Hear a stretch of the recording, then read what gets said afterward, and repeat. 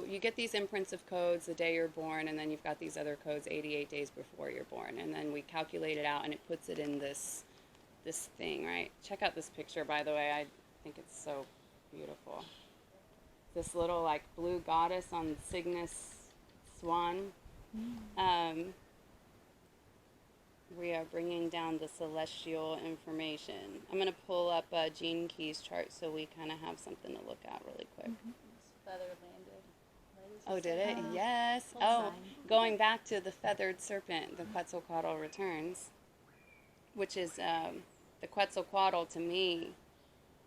If anybody knows these stories, it's kind of talking about a return of a Christ, but I see it like the return of a body of Christ. You know, the return of a body, of a collective group of Christed beings, Buddhic beings, advanced, elevated, celestial conscious beings, however you want to call it. 144,000 angels, which is mentioned in Revelations. These types of stories. Every civilization, everyone's created a story about this type of thing, and Judgment Day and the return of something coming and all of those things. So something I want to point out that's super interesting, just about mathematics and how creation and God actually really works, the precision of things. Buddha was born, and then 570 years later, Christ was born. And then 570 years later, Muhammad was born. 570 years each between the two of them. This brings you into the deeper understanding of cycles of time and how plans work out. Now, in between there's a bit of a gap. But what I was guided to see was, I thought about, well, who could have been maybe an unrecognized version of something like that? So we've got the Christ, the Buddha, and Muhammad, the kind of key trios of people that have brought in important information.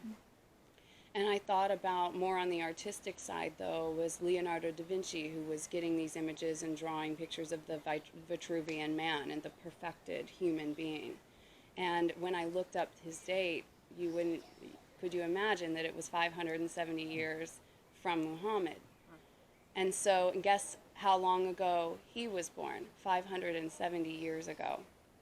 You feel what I'm talking about here? Who was? Leonardo da Vinci. Oh, it was 570 years from now. So that means here we are now as a group representing what we're talking about, that we've seen come down mainly through men, obviously.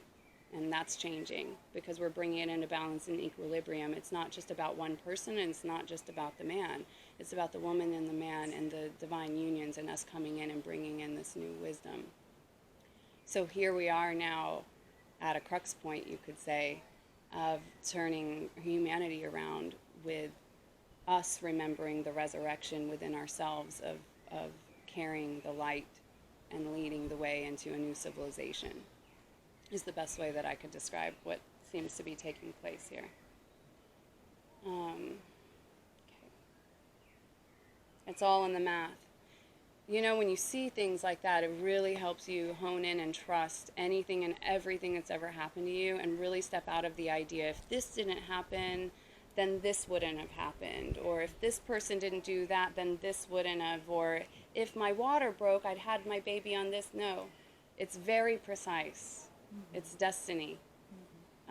Very, very precise. We could put a lot of stories around that it's not like that, but it's very much like that. So as soon as we decide to kind of like, Jesus takes the wheel, right? That whole idea, like as soon as we really do surrender or live and let God, we can let the synchronic order, the divine destiny of humanity kind of take its place. The funny thing is we have this thing called a neocortex, and this idea that we think we know everything and that we know how to make it all right. And so we're having to die to these old ideas of control and our visions to bring ourselves from our vision to the vision, where we're starting to work together in groups and make group impacts.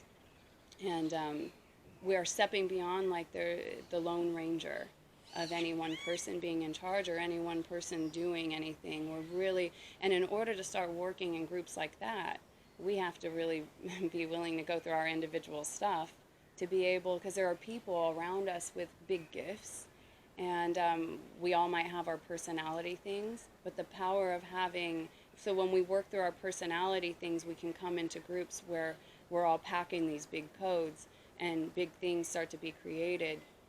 And I'm not even, it's all happening kind of unfolding naturally as it should happen. That's why we're all here today. So it's not like we have to go out and make some gathering to build the next thing. It's all just organizing itself every single day. So the more we step out of linear time, hello, welcome. The more we step out of linear time, so now we're bringing in the 8, the eternal love knot, infinity. Right? Is that 8? Mm-hmm. 4? Yeah. Okay, just topping it off. And, okay. So Yeah, I'm going to, quick question. oh yeah. If the exact time of birth isn't precise, does it change things a lot? If you're deciding to go deep into understanding the line numbers, you should know your exact birth date. Don't waste your time even going into that depth unless you know your exact birth time. For your general time, not so bad. And if you don't know your birth time, I like to say go in the middle.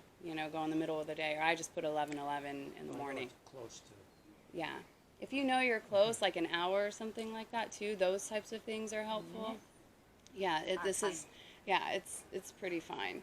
That's really when we go a step, and I don't know at this point, at least, well, you may have the interest to explore yourself on such that minute individual level, and if you do, that's where this information is helpful, to go into the line numbers if you do any of the activation sequences and things like that.